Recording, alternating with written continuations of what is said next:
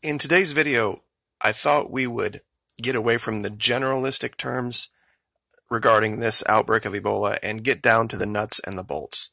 The facts of the locations, where it started, where it's moving. We're also going to watch two different videos, one from PBS David Miliband. I had quoted him in other videos talking about this. I thought it would be great to hear it right from him, the difference between this outbreak and others. We're also going to watch a video put out some years ago for the Pentagon. The creator of the video is still a mystery, but when we watch the video, I think you'll be able to tie in the correlation to current events. Now, real quick, here on the map, I have this little city called Kagadi brought up from Uganda because there's been two people found to have died from a quote-unquote mysterious disease here. The actual epicenter of this started in a place called Mangina, and it's just north of this area called Butembo. Here it is. If I've remembered my French correctly, this is the Catholic parish of Mangina, right here. And that's where this started. It moved to a place called Beni, and then now they're calling the epicenter this place called Butembo. So what they were looking at is a southward progression, and they're very much worried about it getting to this place called Goma, which is down here on Lake Kivu. Apparently this is a big transitory area, and if it got here, it would become a much wider thing. But the problem with that is it's actually moving east because we have these new cases in Kagadi. The reason that's important is because that moves it closer to this place called Entebbe. And also later on in the video, I'm going to show you where it's been reported that U.S. military personnel are on the ground there and doing reconnaissance, intelligence, and surveillance work. So it's moving this way, not that way. So, but David Miliband, let's listen to him real quick. Well, there's one thing that is unique about this Ebola outbreak. It's the first Ebola outbreak to take place in a conflict zone. The epicenter of the outbreak, Butembo, is an area in the far east of the Democratic Republic of Congo, where there are at least 20 different armed groups just in that narrow area, and probably 60 in the wider province. And this is something which poses special challenges when you're trying to build public trust, which is the foundation of an effective Ebola response. It must seem incredible to your viewers that health centers are being burned down.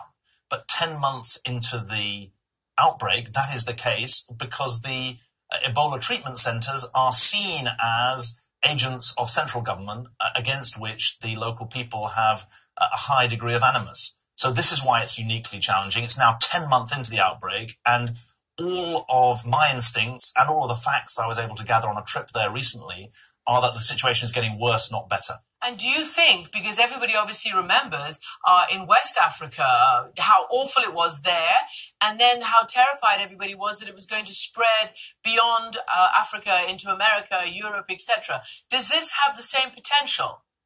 Well, I think at this stage it's important not to engender a global panic, but it is right to call for a global reset on the response. Let me explain what I mean. At the moment, there are about 1,000 people dead, just under 1,100. There have been about 1,800 cases.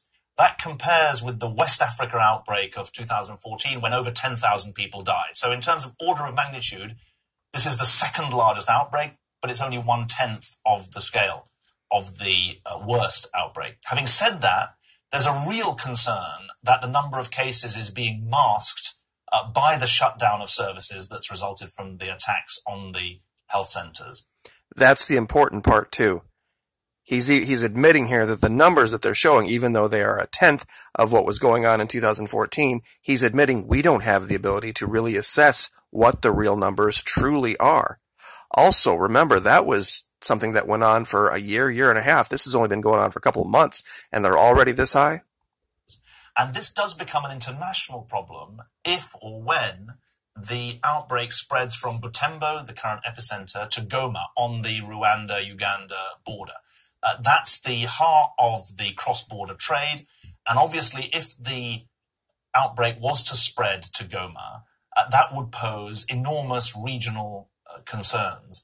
Our concern at the International Rescue Committee is that community trust is marked by its absence. There is a real fear that the treatment of Ebola is something that's seen as an alien or outside force.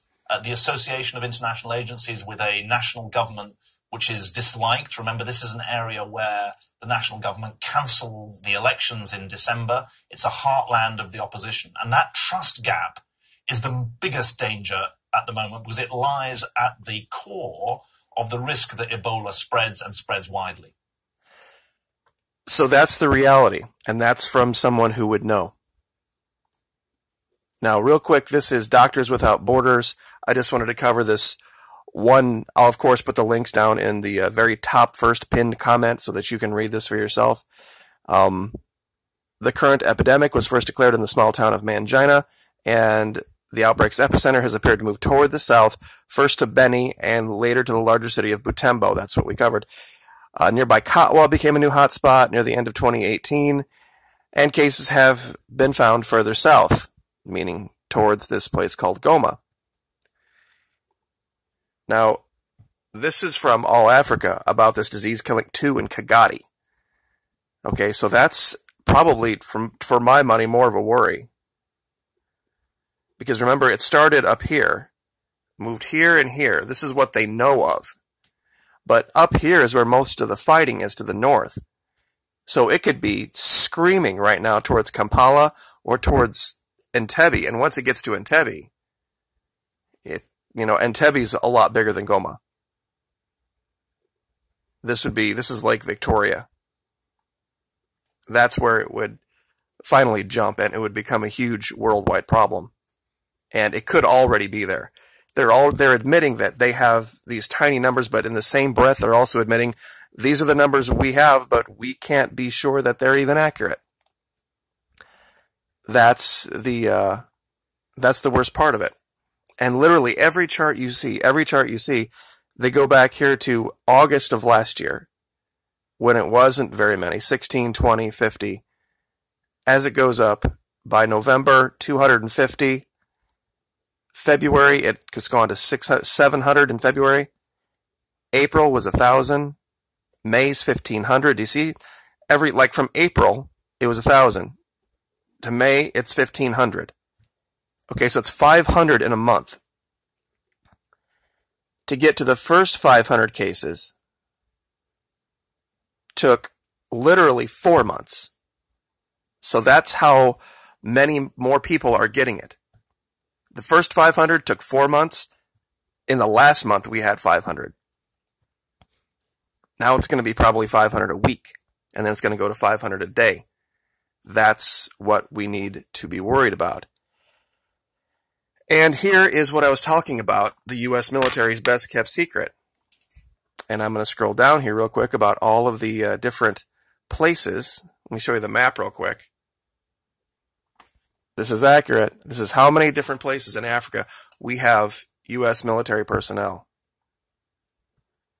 But I wanted to go down here real quick and show you this in this article. Once again, you'll have this article to go through for yourself.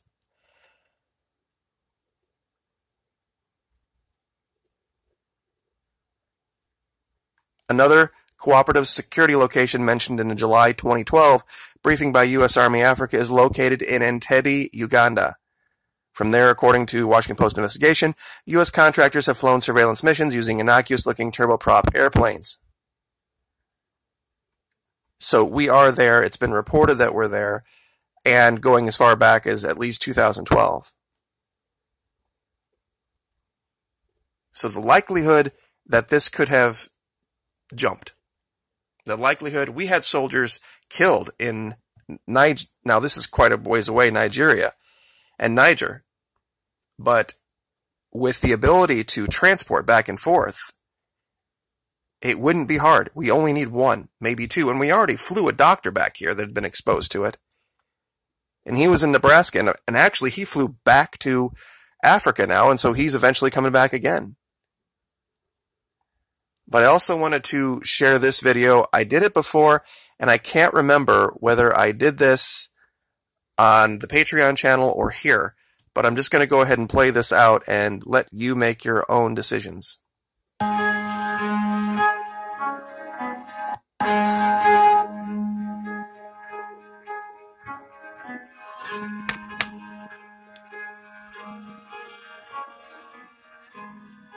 The future is urban.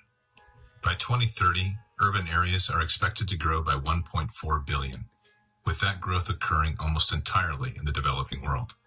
Cities will account for 60% of the world's population and 70% of the world's GDP. The urban environment will be the locus where drivers of instability will converge. It is the domain that by the year 2030, 60% of urban dwellers will be under the age of 18.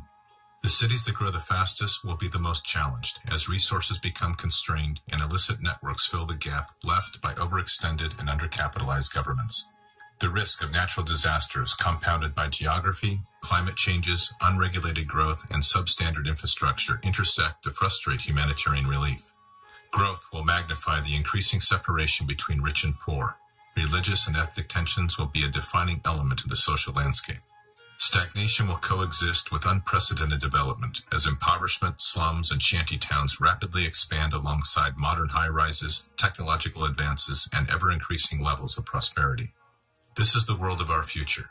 It is one we are not prepared to effectively operate within, and it is unavoidable. Megacities are complex systems where people and structures are compressed together in ways that defy both our understanding of city planning and military doctrine. It is an ecosystem that demands a highly agile and adaptive force to successfully operate within. Infrastructures will vary radically, with concentrations of high-tech transportation, globally connected air and seaports, contemporary water, utilities, and waste disposal intermixed with open landfills, overburdened sewers, polluted water, and makeshift power grids.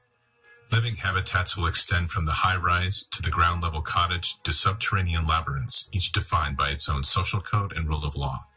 Social structures will be equally challenged, if not dysfunctional, as historic ways of life clash with modern living, ethnic and racial differences are forced to live together, and criminal networks offer opportunity for the growing mass of unemployed. This becomes the nervous system of non-nation-state, unaligned individuals and organizations that live and work in the shadows of national rule. Where physical domains can be seen, digital domains will have limitless potential to breed and expand without limit. Digital security and trade will be increasingly threatened by sophisticated illicit economies and decentralized syndicates of crime to give adversaries global reach at an unprecedented level. This will add to the complexities of human targeting, as a proportionally smaller number of adversaries intermingle with a larger and increasing number of citizens. The scale and density of these domains is daunting. In a city of 10 million, where you hold the support of 99% of the population, the remaining 1% represents a threat of 100,000. It is an environment of convergence, hidden amongst the enormous scale and complexity of the megacity. These are the future breeding grounds, incubators, and launching pads for adversaries and hybrid threats. Linked globally, these are man-made labyrinths that provide refuge and movement across the vast sections of these cities where alternate forms of governance have taken control. The advice of doctrine, from Sun Tzu to current field manuals, has provided two fundamental options. Avoid the cities, or establish a cordon to either wait out the adversary or drain the swamp of non-combatants and engage the remaining adversaries in high-intensity conflict within. Even our counterinsurgency doctrine, honed in the cities of Iraq and the mountains of Afghanistan, is inadequate to address the sheer scale of population in the future urban reality. From the streets of Aachen to the Citadel and Way, we have defeated adversaries who attempted to use urban terrain to their advantage. Urban conflict is written deep into the Army's histories. But in tomorrow's conflict, these megacities are orders of magnitude greater in complexity, and our current options do not meet strategic ends. Our future operations must allow us to rapidly return the city to the people. They will be too large and complex to isolate or cordon in their entirety. Yet our soldiers will have to operate within these ecosystems with minimal disruption and flow. Our current and past strategies can no longer hold. We are facing environments that the masters of war never foresaw. We are facing a threat that requires us to redefine doctrine and the force in radically new and different ways. The future Army will confront a highly sophisticated urban-centric threat that will require that urban operations become the core requirement for the future land force. The threat is clear. Our direction remains to be defined. The future is urban. Well, I think that is about as relevant to the current situation as you can get. I don't know any other way that they stop Ebola once it gets into major cities, other than to employ tactics they're alluding to here. So I guess I will leave that there. Like, share, subscribe, and we will see you next time. Thank you.